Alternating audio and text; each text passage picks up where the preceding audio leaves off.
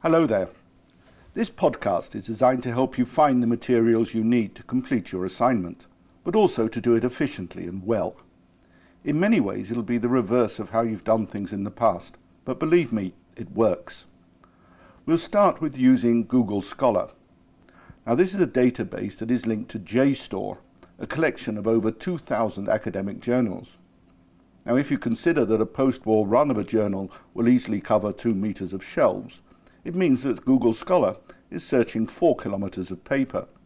And it's not just looking at the titles, it's searching every single page. Now, besides this, it's also connected with Google Books, which has so far scanned 20 million volumes. So if it gives you 300,000 references in less than a second, don't complain.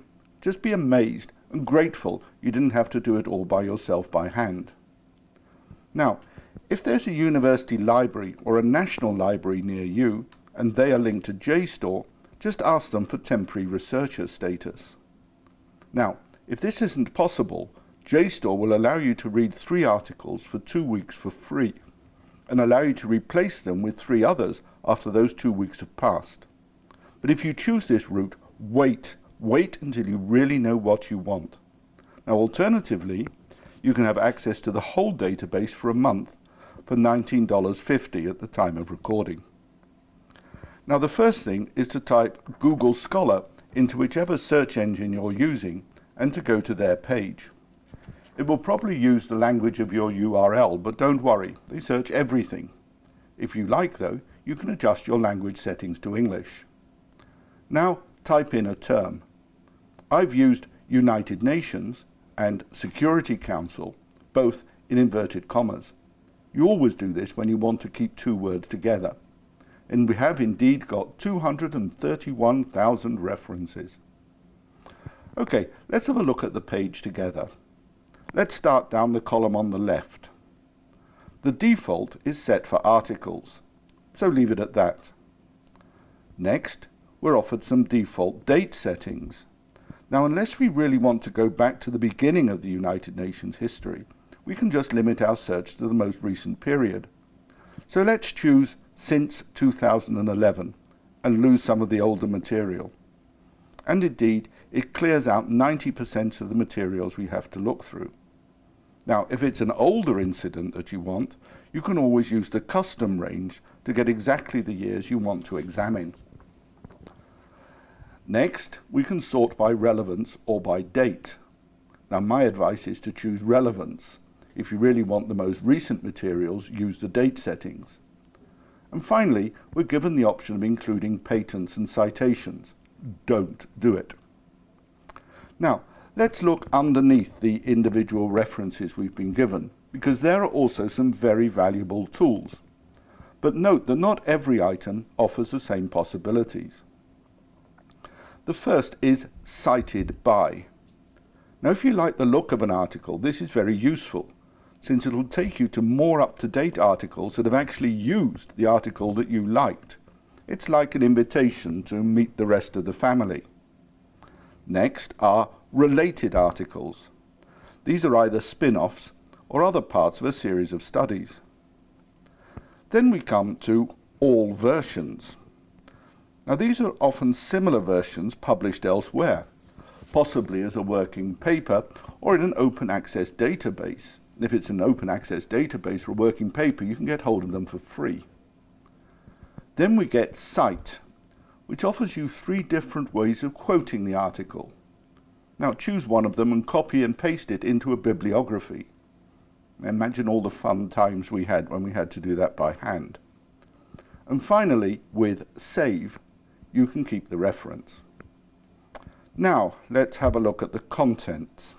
The 4th article down, Determinants of Elections to the Security Council. That looks like fun.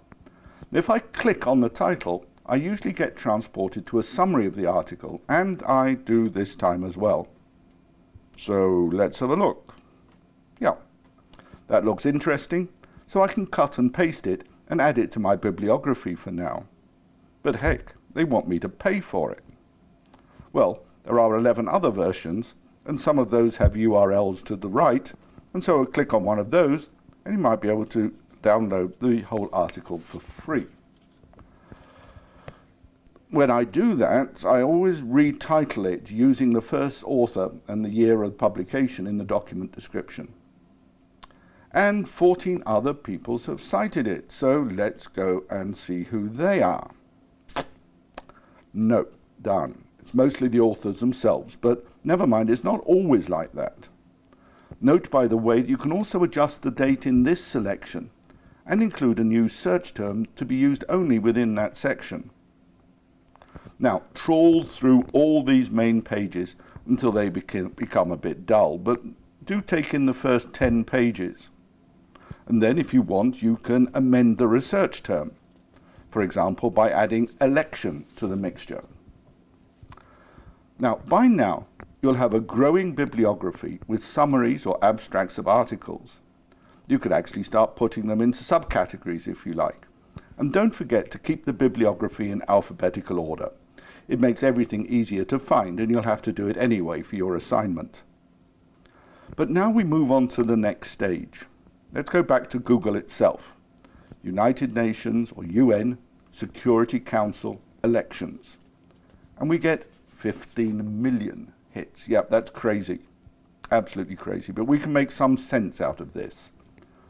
Now, one trick is to add the term working paper to the search. Now, these weren't captured by Google Scholar unless they were part of previous versions. And here we start picking up a couple of titles on the first page already.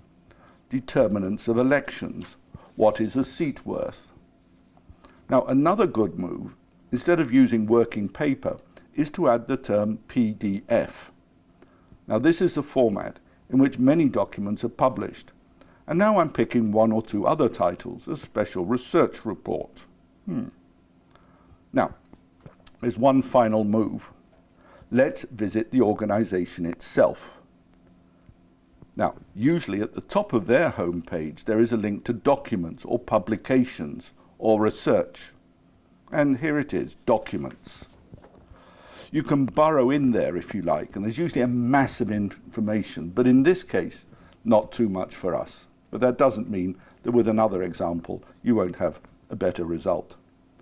So those are the first steps. You've surveyed the materials, and you should now read through the summaries that you've collected and try to cluster what interests you. Go back if necessary and see who's been using them, and have a look for the more interesting ones.